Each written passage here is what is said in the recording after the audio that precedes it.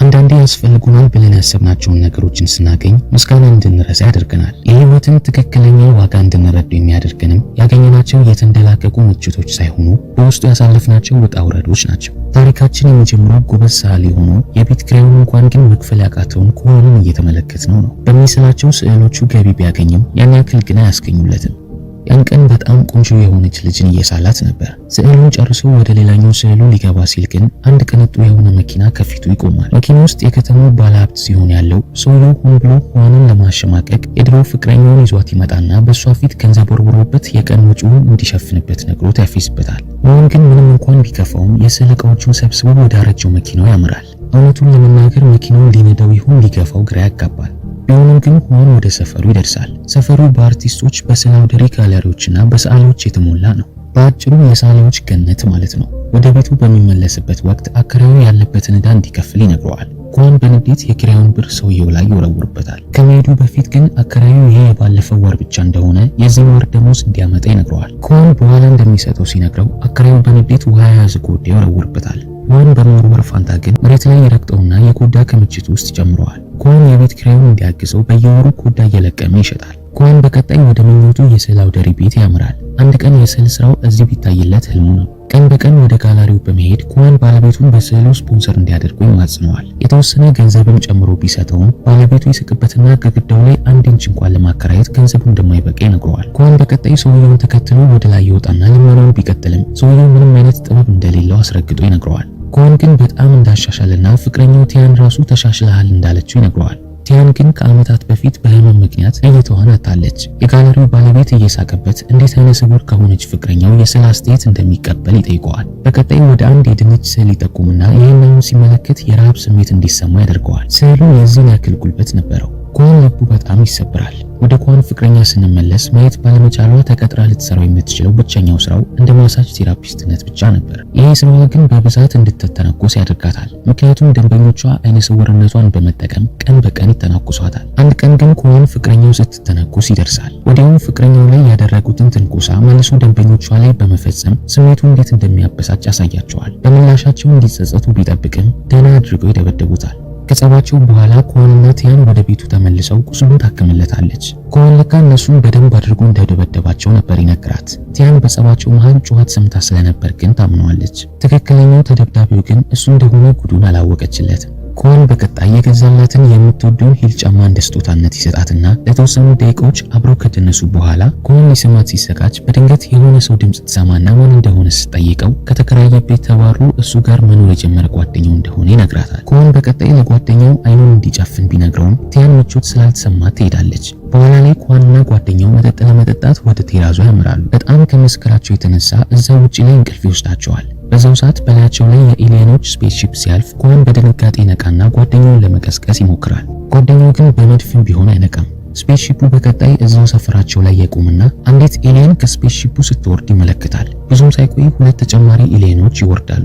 ወደ ምድር ለምን እንደመጡ ባይታወቅም ሔዋን በሚስጥር ፎቶ ሊያነሳቸው ይሞክራል። ነገር ግን ፍላሽ ላይቱ መብራቱን በመርሳቱ ኤሊየኖቹ ተመልክተውት ወዲያውኑ ይሰወራሉ። በዚህ መሃል ግን ሔዋን የሆነ ነገር እንደጣሉ ይመለከትና ለማጣራት ሲጠጋ እቃው ስራስ ሆኖ ያገኘዋል። ሰዓሊ በመሆኑ ሔዋን አንስቶት ወደ እንቅልፉ ያመራል። በቀጣዩ ጠዋት የማታው ድንጋጤ እስካሁን ድረስ አለቀቀውም ነበር። ጓደኛው ሁኔታውን ሲመለከት ምን ሆኖ እንደሆነ ይጠይቀዋል። ሔዋን ትናንት ማታ የተፈጠረውን ነገር በሙሉ መናገር ሲጀምር ጓደኛው ወሬውን እኩል አብሮት ይጨርስለታል። ሔዋን ጓደኛውን እንዳየው ሲጠይቀው ጓደኛው ግን ሔዋን ሌሊቱን ሙሉ በእንቅልፍ ልቡ እያወራ እንደነበር ይነግረዋል። ከመተኛቱ በፊት ራሱ ሔዋን ሶስቱን ኤሊየኖችን ስሏቸዋል። ሔዋን ከዚህ በመቀጠል ወደ ተለመደው ስራው ሰዎችን ለመሳል ይወጣል። ስዕሉን በሚስልበት ወቅት ቀለሙ ያልቅበታል። መጠባበቂያ ቀለም ቢፈልግም የሚፈልገውን የቀለም አይነት ያጣል። በቀጣይ ትናንት ከኤሊየኖቹ ያገኘውን እርሳስ ሲያገኘው ስዕሉን በሱ ለመጨረስ ይወስናል። በመጀመሪያ ግን ሌላ ወረቀት ላይ ይሞክርበታል። በድንገት ግን የሳለው ስዕል ወደ ህይወት ይመጣል። የተፈጠረው ነገር በጣም አስገርሞት እርግጠኛ ለመሆን ወረቀቱ ላይ አፕል ይስላል። በድጋሚም አፕሉ ወደ ህይወት ይመጣል። ኳንጉ በግርምት አፕሉን ሲቀምሰው የእውነትም አፕል መሆኑን ያረጋግጣል። ኳንጉ በአፋጣኝ አፕሉን ወደ ኪሱ በማስገባት የተፈጠረውን ነገር በሙሉ ለጓደኛው ለመናገር ያምራል። በዚህ ስራስ የሳለው ነገር በሙሉ ወደ ህይወት እንደሚመጣ ለጓደኛው ቢያስረዳውም ሜንግፋል አላመነውም ነበር። የቀረውን አፕል ከቀመሰው በኋላ ደግሞ የባሰ ይጠራጥረዋል። ኳንጉ ጓደኛውን ለማሳመን በጥያቄው መሰረት ወረቀቱ ላይ ወርቅ ይስላል። ነገር ግን ስዕሉ በአሁኑ ወዲያው ወደ ህይወት ሳይቀየር ይቀርና ጓደኛው በንዴት ወረቀቱን ጨምድዶ ወደ ውጭ ወረውረዋል። ድንገት የሆነ ድምጽ ሰምተው ሲወጡ አከራያቸውን ጭንቅላቱ ደምቶ ይመለከቱታል። ለካ የወረወረው ወረቀት በቅጽበት ወደ ህይወት መጥቶ ወርቅ ሆኗል። በዚህም በስተመጨረሻ የኳን ጓደኛ አምነዋል። ከዚህ በመቀጠል ትልቅ ወርቅ እንዲስል ይነግረውና እንደተጠበቀው በድጋሚ ወርቁ ወደ ህይወት ይመጣል። የሚኖሩት በጣም ጠባብ የሆነ ቤት ውስጥ በመሆኑ ኳንጉ ትልቅ የሆነ ቪላ ለመሳል ይወስናል። ስዕሉን በድጋሚ ከየት መጣ ሳይባል መሃል ከተማ ላይ ቁጭ ይላል። የአካባቢው ሰዎች በመደናገጣቸው ለፖሊስ ያመለክቱና ፖሊሶቹ ከ5 ደቂቃ በፊት አካባቢው ላይ ስለነበሩ በዚህ አጭር ጊዜ ውስጥ ይህንን ያክል ቤት እንዴት ሊሰራ እንደተቻለ ግራ ይገባቸዋል። ፖሊሶቹ በቀጣይ የቪላውን በር ለመክፈት መታገል ሲጀምሩ ኳንጉና ሜንፋ ትልቅ ጥፋት እንዳጠፉ ይገነዘባሉ። ኳን ስዕሉን ለማጥፋት ቢሞክርም እንዴት እንደሚያጠፋው ግን እውቀቱ አልነበረውም። በዛው ሰዓት ግን የማይፈልጋቸውን ስዕሎች የሚያጠፋበትን ድብቅ የሆነ መጫኛ ያገኝና ሲጫነው ቪላ ቤቱ በብርሃን ፍጥነት ይሰወራል። የከተማው ነዋሪዎች በድጋሚ አይናቸውን ማመን አልቻሉም። ወደ ቤት እንደተመለሱ ሜንፋ ካሁን በኋላ ገንዘብ ብቻ መሳል እንዳለባቸውና 200 ሚሊዮን ዩዋን እንዲስል ይነግረዋል። በጣም ቸኩሎ ራሱ ቁጥሮቹን ለመሳል ቢሞክርም ወደ ገንዘብ በመቀየር ፋንታ እዛው ቁጥር ሆኖ ይቀራል። ኳን በቀጣይ በጥንቃቄ ጥርስ ገንዘቦችን መሳል ይጀምራል። በሰከንዶች ውስጥም ቤታቸው በሙሉ በገንዘብ በመሙላቱ መንቀሳቀሻ ራሱ ያጣሉ። በኋላ ላይ የመኖሪያ ቤቶቹ አከራይ መጥቶ ሳህኖቹን በራቸው ላይ ቆሻሻ በማስቀመጣቸው ይጮህባቸዋል። አንደኛዋ ሴት መልስ ስትመልስለት አከራዩ ደህና አድርጎ ይሰድባታል። ኳንንም ለመሳደብ ቢጠራውም ኳንና ጓደኛው የመጡት ሀብታም ሰዎች ይለብሱታል ብለው ያሰቡትን ልብስ ለብሰው ነበር። ኳን በቀጣይ ቁጥር የሌለውን ገንዘቡን በማውጣት ለአከራያቸው እስከ 100 ዓመት ኪራይ ድረስ የሚበቃ ገንዘብ ይሰጠዋል። አከራዩ ልቡ ቀጥ ብሎ ኳን ይህንን ሁሉ ገንዘብ ከየት እንዳመጣ ጥያቄ ይሆንበታል። ኳን ግን ገና አላበቃም። ከቆይቶች በኋላ ከ3 የተለያዩ እጅግ ቅንጡ ከሆኑ መኪኖች ጋር በመምጣት የሁሉንም ሰው አፍ ያስይዛል። ኳን ከዚህ በመቀጠል ሁሌም ሲመኘው የነበረውን ቤተመንግስት ለመግዛት ወደ አንድ ሪል ስቴት ድርጅት ይሄዳል። እዛ እንደደረሰም የድሮ ፍቅረኛውን ከአዲሱ ፍቅረኛዋ ጋር ያገኛትና ፍቅረኛዋ የ15 ሚሊዮን ቪላ ቤት አልገዛልሽም ሲላት ይሰማል። ኳን ወደ ሴክሬታሪዋ በማምራት ከተማ ውስጥ ቤት ውድ የሆነበት ሰፈር ላይ 2 ቤተመንግስቶችን እንድታዘጋጅለት ይነግራትና ለሁለቱም ቤተመንግስቶች በድሮ ፍቅረኛው ፊት በካሽ ሲከፍል ልጅቷ ኳንን ትታው በመሄዷ እንዲቆጫት ያደርጋል። ያን ቀን ምሽት ኳን ማየት የተሳናት ፍቅረኛው ቲያንን ወደ ገዛላት ቤተመንግስት ይዟት በመሄድ ሰርፕራይዝ ያደርጋታል። ከፊቷ ምን እንዳለ እንደምትገምት ይጠይቃታል። በምላሿ የ40 ሚሊዮኑ ቤተመንግስት እንደሆነ ትነግሯለች። ሁሉም ሰው እየገዛ ስላለው ነገር እያወራ ስለሆነ እሷም አስቀድማ ሰምታለች። ኳን ሰርፕራይዙ ስለተበላሸበት ቢደብረውም ሰርፕራይዙን ይቀጥላል። መግቢያው ጋር በኦርኬስትራ ጅቧት እያስገባት ሲሆን ፍቅረኛው ማየት ባለመቻሏ ሁሉንም ነገር የምትገልጽላትን ሴት ቀጥሮላታል። ከመግቢያው እስከ ውስጡ ድረስ ስለ ቤተ መንግስቱ ውበት በደንብ አድርጋ ትገልጽላታለች። ኳን በቀጣይ በሁሉም እንግዳ ፊት የጋብቻ ጥያቄ ያቀርብላታል። ቲያን ግን ጥያቄውን ውድቅ አድርጋ ጥላው ትሄዳለች።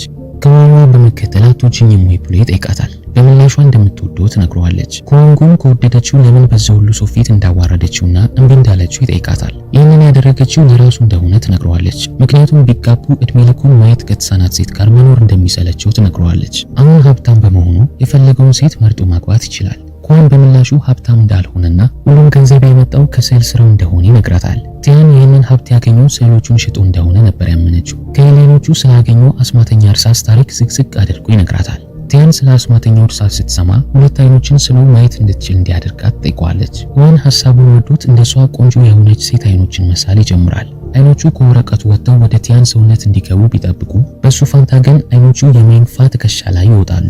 ወዲያው ሚስጥራዊ ማዘዣውን በመጫን እንደ ቪላ ቤቱ ይህንንም ስዕል ያጠፉታል። በቀጣይ ሙሉ ፊት ቢስሉ ፊቱ ወደ ህይወት ይቀየራል ብለው ይጠራጠራሉ። ፊቷን ብቻ መሳል አስፈሪ በመሆኑ ግን ሙሉ ሰውነቷን አይን ጨምረውለት ቁጭ አድርገው ይስሏታል። ስዕሉ ለመጠናቀቅ 5 ሰዓታት ነበር የፈጀው። እንዳለቀ ቲያን እይቷ እንዲመለስ በተስፋ ትጠባበቃለች። ነገር ግን የተፈጠረ ነገር አልነበረም። እየቀለሉባት እንደሆነ በማሰቧ ከቤቱ ትወጣለች። በሩን እንደከፈተችው ግን በድንገት ትሰወርና ከስዕል ውስጥ በድጋሚ ትወጣለች። አይኗ በአሁኑ በመከፈቱ ቲያን አሁን ማየት ቻለች። ኳን በቀጣይ ሙሉ ቻይናን እያስጎበኛት እስከዛሬ ያለፋትን ህይወት መልሶ ያኖራታል።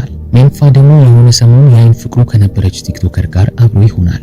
ህይወታቸው ሙሉ ለሙሉ ነበር የተቀየረው። ኳንም በስተመጨረሻ ትልቅ በሆነ የጥበብ ጋለሪ ላይ ስዕሎቹን ማስመልከት ችሎ ያኔ ምንም ትኩረት የማይሰጣቸው ስዕሎቹ አሁን ውድ በሆኑ ዋጋዎች ይሸጣሉ። ይሄ ሁሉ ነገር የሆነው ግን አሁን ባለሀብት በመሆኑ ሲሆን ሁሉም ሰው በስዕል ጥበቡ እንደሆነ ነው የሚያስቡት። እውነታው ግን አስማተኛው እርሳስ ነገሮችን ወደ ህይወት የሚያመጣው ከራሱ ፈጥሮ አልነበረም። ለምሳሌ የቲያን አይኖች በመጡበት በተመሳሳይ ቀንና ሰዓት አንዲት ታዋቂ የሆነች ተዋናይት የፊልም ቀረጻ ላይ ባለችበት ወቅት እይታዋን ይጠፋል። እውነቱ ቫይራል በመውጣቱ ሰዎች ተዋናይዋ ምን እንዳጋጠማት ጥያቄ ያነሳሉ።